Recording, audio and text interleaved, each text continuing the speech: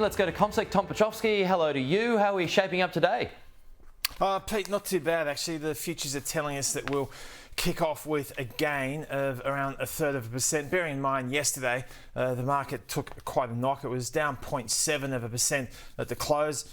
Did quite well to recover initial losses when it was down by almost 1.5%. And of course, at the nub of all of this was the hotter than expected inflation read that we saw in the United States. That sent US stocks hurtling lower. So the encouraging thing this morning is that the US markets have found their footing after yesterday's tumble. As we speak right now, we've got the S&P 500 down by 0.5%. The Nasdaq, up by 0.5%.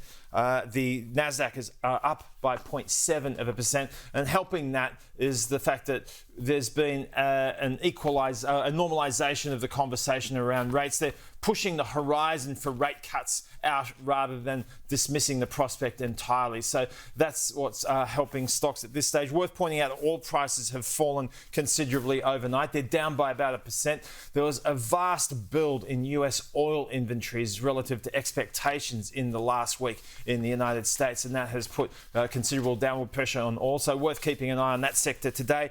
We've got Goodman Group, Origin, Telstra, Wesfarmers and Whitehaven Coal amongst a very large group of organisations reporting earnings today. And of course, we've got the unemployment report today, Pete. Very important outcome in relation to the calibration of what the Reserve Bank might be doing where rates are concerned.